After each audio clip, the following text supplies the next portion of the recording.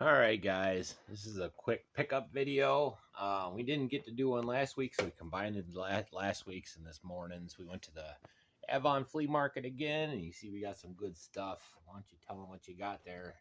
Last week I got some Goosebumps books. They were 50 cents a piece. I've been meaning to get there. them. So we got those, Yeah, and yeah. we got Jurassic Park on the Super Nintendo.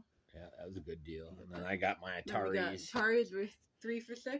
Yeah. So I got some rare ones you just don't see as often. Yeah, and we'll be doing some gameplays of all this stuff later. We'll probably do an Atari one separate from the Nintendos or whatnot. So, what'd you get for this week? This week I got 5 NES games. They're good ones too, right? Or ones you didn't have? Yeah, Iron Sword, Wizard and Warriors 2. Got some Black Label, like 10-Yard Fight.